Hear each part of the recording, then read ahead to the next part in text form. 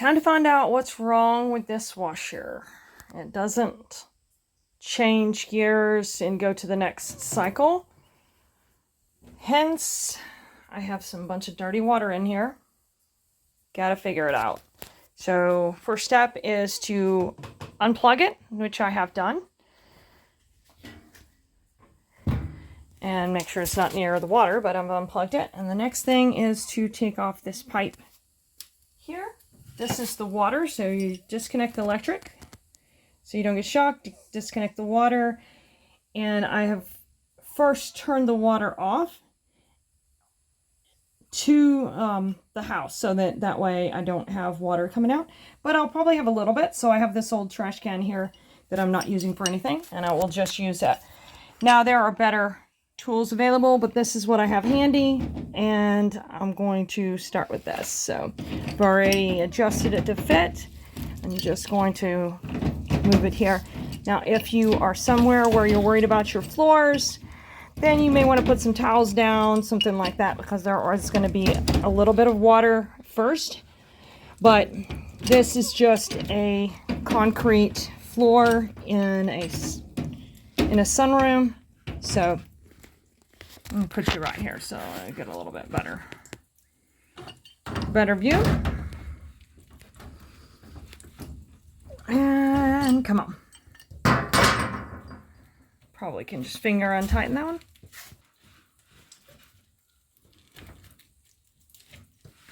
Now most washers would have two plugs, two washing machine hoses. Looking at it from the side, you can see there's place to plug in the cold and the hot. Just in this particular instance, we only have just straight water from the well coming into it. We don't have it running through the hot water heater. And that's just a choice that you can make. So I have it disconnected. The water is running into here. And my understanding from the repair guy that I spoke with is that if I'll take this hose, which is the drain hose where the water comes from the washer out, and normally a pump would pump it out, but what if I'll just take that and put it down where it's below the level of the washing machine tank, that it will just gravity feed out. Now, I'm going by his word, and I'm going to do that. In this case, you could put a bucket there, but in this case, I have a door right here, and I will just lay the hose down and run it out that door and let it run outside. So you can see already the water kind of runs that direction anyhow, just as natural. So first off, I'm going to move this washer a little closer to the door. And hey, kitty cat. And then I'll disconnect the pipe back there and lay it down and let it out, because I don't really want it to just run down the steps because the water's pretty gross. All right. Washer is much closer to the door. You can see I've got it right up next to the door because this hose is not near as long as I would like. And I do want to mention something about pushing and pulling on a washer. This top piece here on the washer is sometimes very fragile, so you do want to grab it by the sides when you're doing pushing and pulling. And obviously be careful of your own back and your own body. I'm a sedentary lady who has worked in an office for years, so obviously I want to be a little bit more careful. All right, so going to lay it down and look. Boom. Repair guy's right. Gravity feed. I'm so glad I asked him that when I was talking to him about what might be wrong with my washer, because that water doesn't look dirty there, but it is dirty in that bowl. All right, let's let this, stinks too. Let's let this run out. All right, got a number 2 screwdriver. I'm just going to unscrew these panels so we can have access. The side panels, some of them have a hinge screw that you can just release, but these are the screw-in kind.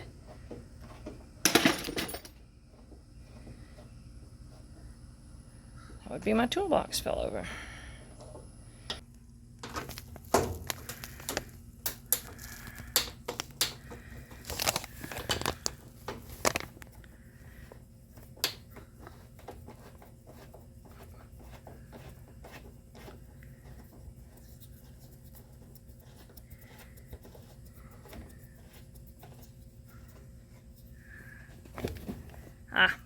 Maybe better unscrew this one a little bit more.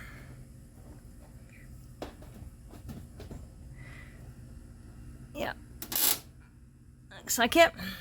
All right, and we've got those little hinges here that will hold it in place when we tilt it back. Let me go around to the other side. All right, coming back around here to the front, once you've gotten that screw on either side free, then this may take you a little bit of grease, elbow grease, but it should just rock back. It just has some little brackets there holding it in place.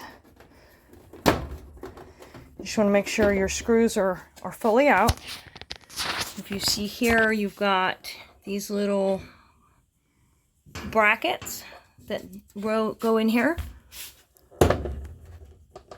And there's one here. There's one here as well. You can see the little bracket. And then we can lift it up. And this folds back.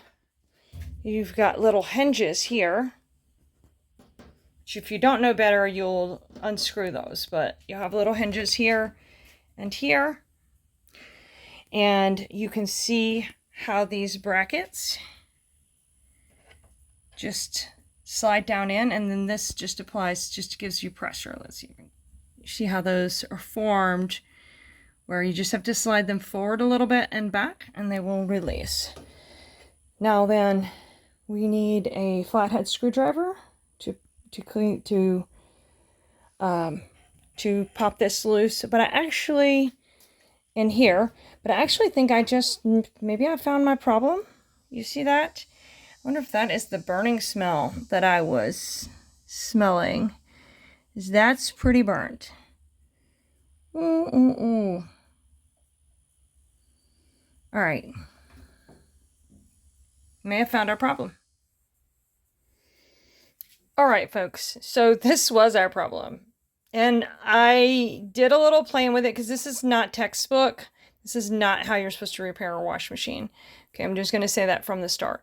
So what this is,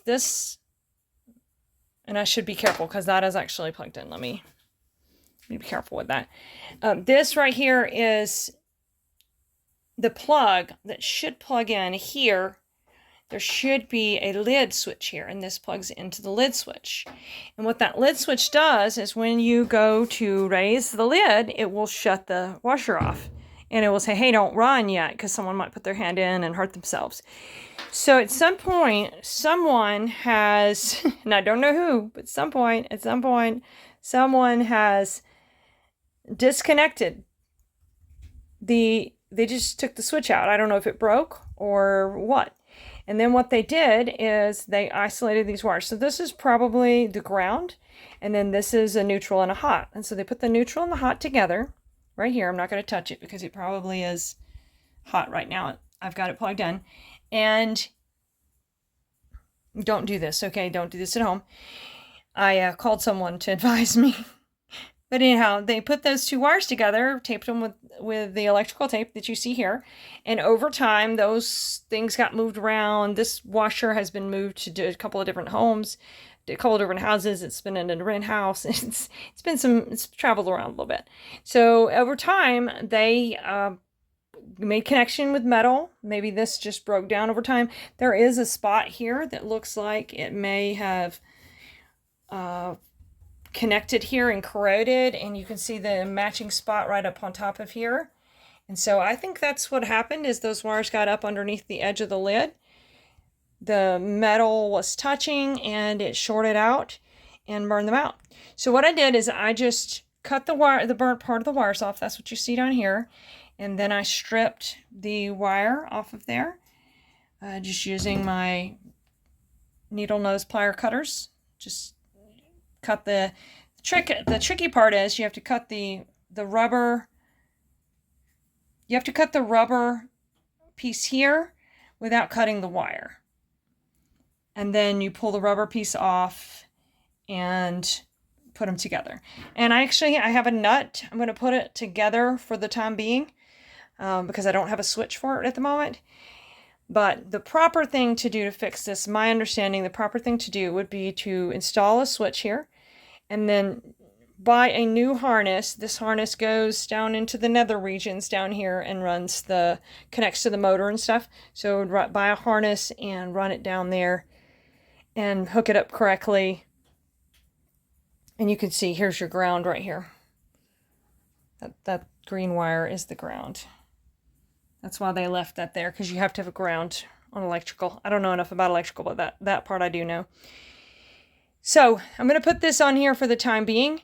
What I did just to test it out is I plugged it in. It's not plugged up to water, just plugged up to electric. And again, like I said, be careful. Don't do this at home. I don't advise this. This is for entertainment purposes only.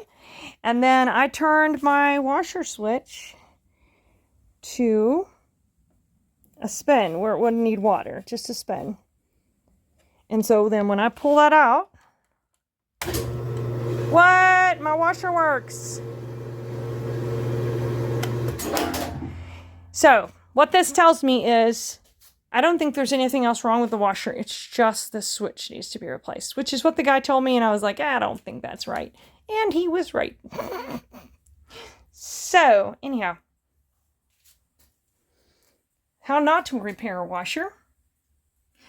But I am going to disconnect the power and I'm going to tie that off for the moment until I get a switch, because I can go it. It's not necessarily the safest thing in the world. It's not appropriately safe, but I can actually run the washer temporarily and just make sure that it works, get all the gunk out until I get a switch, and now I know what needs to be fixed on it. All right, don't have everything put back together yet because, like I said, we do need to actually get a switch. But I am testing it. Clearly doesn't have a switch because it didn't cut off. And I'm running a load of just bleach water through here. I don't want to waste my detergent. I'm just running a load of bleach water through here. Looks like it's doing good because it's already done a cycle and it's doing the first rinse, and then it's going to do the second rinse. And then I'll know for sure that this is the only problem is the switch right there. Thank y'all for coming along with me. Like I said, I am not an appliance person, and I am not a repair person, and I'm not an electrician. So keep in mind, this is more for entertainment, just to give you some thoughts on looking at things, sharing my experiences with you, okay? Hope y'all have fun. Hope your washers work forever.